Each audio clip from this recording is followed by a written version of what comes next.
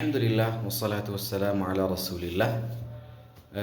አንዳንድ ሰዎች አሉ በዲን ላይ የሚናገሩ በጣም መሻይኽ ተብለው ትልቅ ደረጃ አላቸው የሚባሉ የሆኑ ሰዎች የተናገሩት በጣም አጂብ ያለ ንግግር አለ።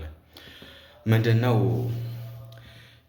ካኑ ዩቀድሙነ አልዐቅለ ዐን ነቅል፣ አቅላቸውን ከነቅል የሚያስቀድሙ። ነቅል ማለት ቁርአንና ሐዲስ ከሱ አቅልን አስቀድመው ቁርአንና ሐዲስን ገምጋሚ አድርገው የያዙ አንዳንድ ሰዎች አሉ። ያም አልበቃበም ብሎ ትክክለኛ ሐዲስ እንኳን ቢሆን አቅላችን ጋር ካልገጠመ ነብያችን አላሉትም የሚል ሙግት የሚያመጡ አሉ። አንድ ሰሓባ እንዲህ አለ፣ ዓሊይ ይመስሉኛል፣ ለው ካነ ዲኑ ቢራእይ አሉ። ያ ሰሓባ ዓሊይ ብን አቢ ጣሊብ ዲን እንደው በእኛ ሐሳብ የሚሆን በነበረ ኑሮ አሉ፣ ኹፍ ስናደርግ ኹፍ ስናብስ ከላይ ያለው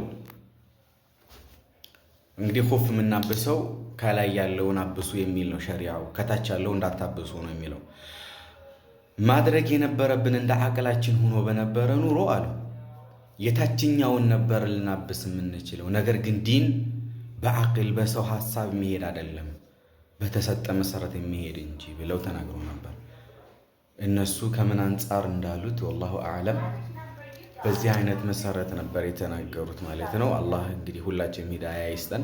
አቅል መርማሪ ሊሆን አይችልም ቁርአንን ፈጽሞ ማለት ነው። ቁርአን በአቅል የሚገመገም በነበረ ኑሮ ቁርአን ለምን መውረድ ያስፈልገዋል?